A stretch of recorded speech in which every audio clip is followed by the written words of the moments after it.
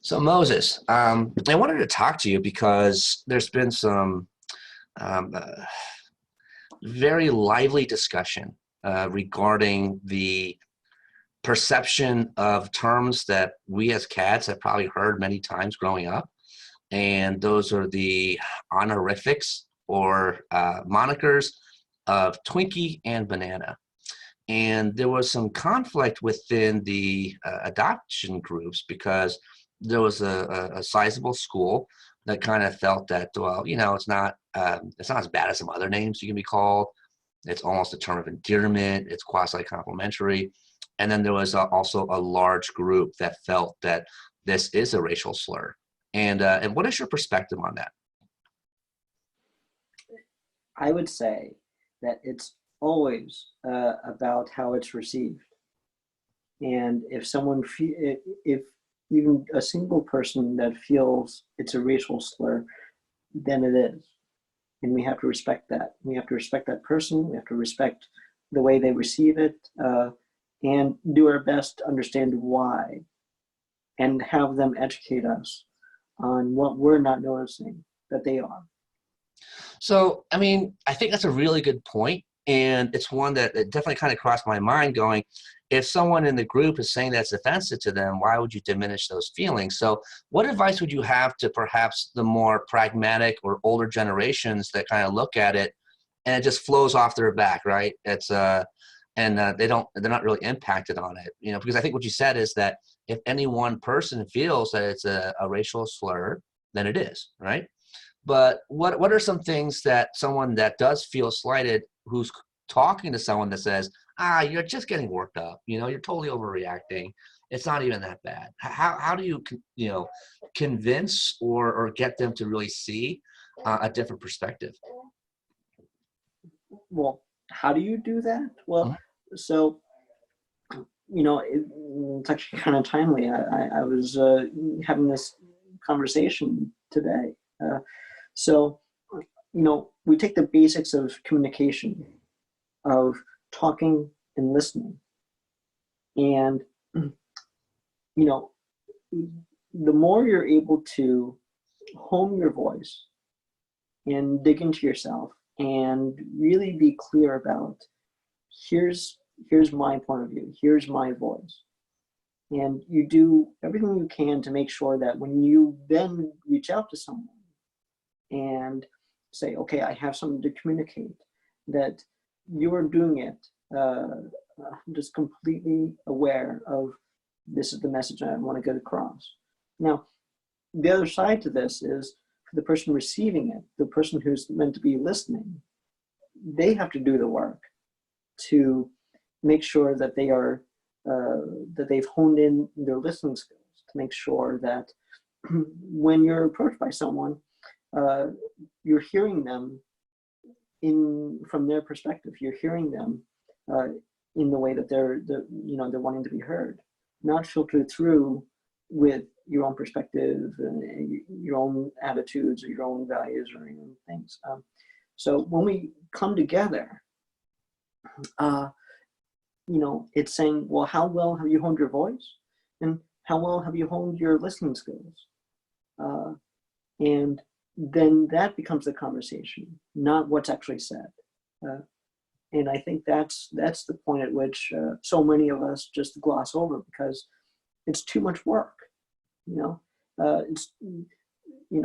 It's much easier to say, well, I see it the way I see it, and I'll be on my merry way. Would you agree that probably changing someone's mind, the internet and Facebook groups are probably the worst way to achieve that? Not Well, less than ideal, right? well, I'm appreciating something that you and I were talking about before about it's important to come at it from all different angles. Um, and Facebook groups, online, it's such a singular way of communicating, and so much is lost in translation. Mhm. You have to rely more on how you're how you're interpreting it, and yes, so your voice, whether it's your speaking voice, your written voice, and in other ways, creative voice. Um, yeah, Facebook groups, things where it's a narrow way of communicating. Yeah, it leaves so much more communication, miscommunication that happens. Hmm. And what are the dangers that I know myself personally, because I followed the discussion very intently. The conflicts like this are very interesting to me because I think it really kind of illuminates the stark and vast spectrum of perspective, even within our own community. So as CADs, the thought is, well, we should all be united against, anti-immigration policies. Well, that's just not true. Or we should all be united against racial slurs, and that's been shown to not be true. And I said something a little controversial, about a month ago when I was talking about the younger generation, because what I said is, you're on the right side of history, but the problem is that you're so damn annoying that sometimes there's an alienation, because the escalation from zero to nuclear war happens so quickly, and the reactions are so vociferous, and it's and I'm betraying my age here, I guess, but it's sometimes a wee bit disingenuous when someone that is younger, who hasn't lived life or hasn't done the things, and then you go check their their Facebook profile, and they have nothing to share, and haven't really contributed anything except for just consistent criticism of the people that represent viewpoints that differ from theirs. It becomes a little bit off-putting. So what advice would you have for them to soften that message? Because the adage is, you catch more flies with honey than vinegar. And even though the message is right, there's so much vinegar in it that it becomes very unpalatable. And what would you tell them to say, how to put more honey into the message instead of just laden with vinegar? Mm, Well, are we still talking about Facebook groups? Mm-hmm. I mean, I think it's excellent advice for all demographics, right? To just immediately react with such just strong emotions, and telling someone that that they don't get it, or that they're behind the times, or whatever it is, that it's to see that such strong reaction is for let's say the moderates, the people in the middle that aren't necessarily sure. Again, they might say, well, okay, I think that if someone's offended by something, they then it's a slur. But the people that are advocating that are so aggressive, where then the value of the message is lost because the messenger is now being criticized. Mm-hmm. Yeah, so you make a really good point. You don't want to do anything that distracts people, your audience, the person you're wanting, to get the message. You don't want to distract them from the actual message. So you don't want to surround it with, as you're talking about, honey and vinegar, how it's delivered, the reactivity. Okay. The two things that come to mind, one is Mr. Rogers.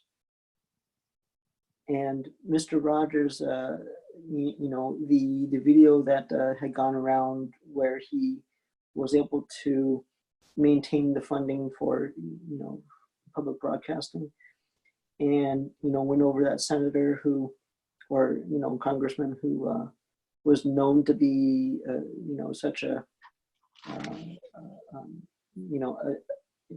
so tough. So Mr. Rogers had such a way of, kind of getting his point across, where he certainly described his programming. He described the impact it had made. He went into, here's why it's so important. But what the overarching message that Mr. Rogers, he just kept going back to is, I have a deep care for our kids. And he found that universal connection. And he invited this, this legislator to say, you care about kids too, right? So And if that was Senator John Pastore, who was a Democrat from Rhode Island. So he should have known better. But yeah, that's the one that was giving him a hard time. mm, Yeah. so yes, I've come to appreciate that way of creating a space where you connect on a universal point around caring for people, right? You Okay. care. I mean, people act out, people react because they care. Right? So when you can hone in on that, and then add, to your point, wrap it with here's the different ways of caring. Here's what's important. So I think that leads to my next thing about, we're so used to the instant gratification of, we get to react without really having any kind of serious consequence on Facebook, on the internet, in these chat groups and things, right? There's no like actual harm to you, right? So there's something to be said about the instant gratification and reactivity, and to my point earlier about fear and anger. It comes out of the fight and flight response. It's involuntary. So we have to fight against this knee-jerk reaction to just instantly share, this is my fight, my fight and flight response. There it is. But we know fight and flight doesn't really get to, this is how I'm really feeling. This is what, this is who I really am. You're just getting an instinct, reaction that you'll get from anybody, right? So it's not genuine, to just always come from this place of reactivity and it's good to take that pause, think it through, find that place of connection as human beings. I think that's a really good point. Thanks, Moses. Okay, so now I'm gonna stop it. Okay, Yeah. so